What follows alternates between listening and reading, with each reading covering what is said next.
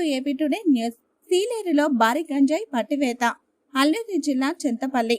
అక్రమంగా గంజాయి రవాణా చేస్తున్న మహారాష్ట్ర ముఠాను అదుపులోకి తీసుకున్న సీలేరు పోలీసులు. అల్లూరి జిల్లా SP Tuhin Sinha, Chintapalli sub divisional additional SP K Pratap Shivakishore ఆదేశాల మేరకు వాహనాల తనిఖీలు భాగంగా గంజాయి ముఠాను పట్టుకున్న పోలీస్ సీలేరు టీఆర్సీ క్యాంప్ సమీపంలో వాహనాలు పరిశీలిస్తుండగా అటుగా వస్తున్న లారీ కారును పరిశీలించగా 725 కేజీల గంజాయి లారీలో ఉన్న నిందితులను అదుపులోకి తీసుకుని విచారించగా మహారాష్ట్రానికి చెందిన వాళ్ళని ఒడిశా రాష్ట్రం చిత్రకొండలో గంజాయిని కొనుగోలు చేశారని వివరించారు.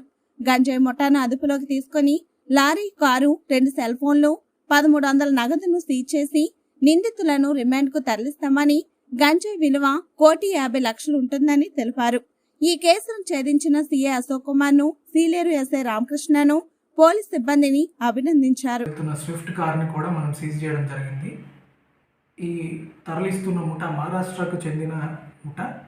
టోటల్ వీళ్ళు ఒక 4 వ్యక్తులు ఉన్నారు. దాంట్లో తరలిస్తున్న ట్రాన్స్పోర్టర్స్ ఎవరైతే ఉన్నారో సోనాల్ కిషన్ కాలే, సచిన్ లక్ష్మణ్ కాలే, వీళ్ళిద్దరిని మనము స్పాట్లో అరెస్ట్ చేయడం జరిగింది. వీళ్ళు ఒరిస్సాకు చెందిన పసుపులంక అనే గ్రామం నుంచి ఈ గంజాయిని కొనుగోలు చేసి అక్కడి నుంచి నది దాటితే నదికి అవతల వైపు ఒడిస్సా, ఈ పసుపులంక గ్రామం. అక్కడి నుంచి జస్ట్ దాటితే మన సీలేరు పరిధిలోకి వస్తుంది. ఆ సీలేరు నుంచి ఈ డొంకరాయి, భద్రాచలం మీదుగా మహారాష్ట్రకి తీసుకెళ్ళడానికి వీళ్ళ ప్లాన్.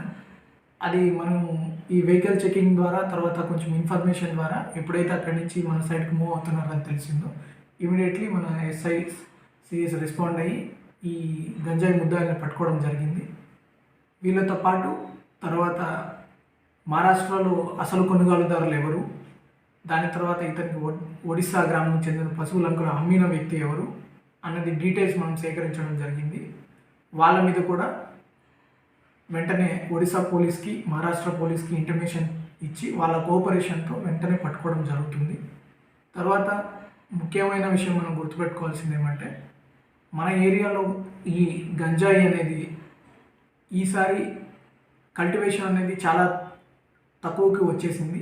ఒకప్పుడు 7,500 ఎకరాలు, 8,000 ఎకరాలు ఉన్న గంజాయి ఈ ఇయర్ మనం డ్రోన్ ద్వారా, శాటిలైట్ ద్వారా అన్ని టెక్నాలజీస్ యూజ్ చేసి, తర్వాత హ్యూమన్ ఇంటెలిజెన్స్, మనుషులు మన different teams, intelligence, SIB, SCB, తర్వాత లోకల్ పోలీసు అందరూ వెళ్ళి వెతకగా కూడా మనకి మొత్తం జిల్లాలో కూడా ఒక 200 ఎకరాల కంటే తక్కువగానే నమోదైంది. అందులో మన చింతపల్లిలో అది మరి 50 ఎకరాల కంటే ఇంకా కిందకే వెళ్ళింది. ఇది కూడా ఒక మంచి పరిణామం. ఇంకొకటి చూస్తే ఇప్పుడు ఈ మంచి క్యాచ్ ఏదైతే పట్టుకున్నారో దీంట్లో కూడా లోకల్స్ ఎవరు ఇన్వాల్వ్ కాలేదు. ఇది డైరెక్ట్గా మహారాష్ట్ర వాళ్ళు పాల్గొన్న పాత పరిచయాలతో ఈ పశువులంక గ్రామానికి వచ్చి కొనుగోలు చేసి తరలించుకోవడానికి ట్రై చేశారు. దీంట్లో ట్రాన్స్పోర్ట్గా కానీ, పైలట్గా కానీ ఎక్కడ మన లోకల్ పర్సన్స్ ఇన్వాల్వ్ కాలేదు. ఇది మనకి దేనికి నిదర్శనం అంటే, మనము ఈ గంజాయి ముద్దాయిల మీద ఎక్కువ కేసెస్ పెట్టడము, తర్వాత ఎన్ఫోర్స్మెంట్ వర్క్ పెంచడము, అదే కాకుండా పీడీ యాక్ట్ అమలు చేయడము, వాళ్ళకున్న ఆస్తుల వివరాలు కలెక్ట్ చేసి దానికి అటాచ్మెంట్కి కూడా పంపించడం, ఇలాంటి చర్యల వల్ల మన వాళ్ళు దీంట్లో పాలు పంచుకోవడం తగ్గింది. దానికి మెయిన్ ఎగ్జాంపుల్ ఈ యొక్క కేసే. దీంట్లో ఇంత పెద్ద 725 కిలోస్ గంజాయి తరలిస్తున్నా కూడా మనకి దగ్గరలోనే జస్ట్ బార్డర్లో ఉన్న విలేజ్ నుంచి మన ప్రాంతం ఏరియాని వాడుకొని తరలిస్తున్నా కూడా ఏ ఒక్కరు మన ప్రాంతం నుంచి ఇంకా ఇన్వాల్వ్ అయినట్టు తెలియడం మనకి ఎవిడెన్స్ కూడా లేదు. So that's a good sign. ఇంకొకటి, ఇప్పుడు మన ప్రాంతం వాళ్ళు గంజాయి మానేస్తున్నా ఇట్లా మహారాష్ట్ర నుంచి, తెలంగాణ నుంచి, వేరు ప్రదేశాల నుంచి గంజాయి కోసం ఈ ఒడిస్సా గ్రామాలని మీద డిపెండ్ అవ్వడము. ఆ ఒడిస్సా గ్రామాలు ఇప్పుడు చూస్తే పశువులంక కావచ్చు, లేకపోతే బలపం, కోరకొండ దగ్గర ఉన్న దగుడుపల్లి కావచ్చు, చాలా దగ్గరలో ఈ గంజాయి ఉంది. దీని గురించి ఒడిస్సా పోలీసులకి ఇంటిమేషన్ ఇవ్వడము, హై లెవెల్లో కోఆర్డినేషన్ కూడా జరుగుతుంది. ఎట్ ద సేమ్ టైం ఈ ప్రాంతం నుంచి ఎవరైనా గంజాయి మన రోడ్లను వాడుకొని, లేకపోతే మన ఏరియాను వాడుకోవాలని ప్రయత్నిస్తూ, లేకపోతే ఈ రోడ్లను తెలుసుకోవడం కోసం గిరిజనులు ఎవరైనా ఉపయోగించుకోవడానికి ఇంకా ప్రయత్నం చేస్తారు. మన గిరిజన యువతకు అందరికీ ఒక పోలీస్ సైడ్ నుంచి వినపం ఏమంటే, ఖచ్చితంగా మీరు ఇలాంటి దాంట్లో డబ్బుకు ఆశించి ఏదైనా త్వరగా సంపాదించవచ్చని మీరు ఆశపడితే ఖచ్చితంగా జైలు పాలవుతారు. ఇప్పుడు చాలా తగ్గింది.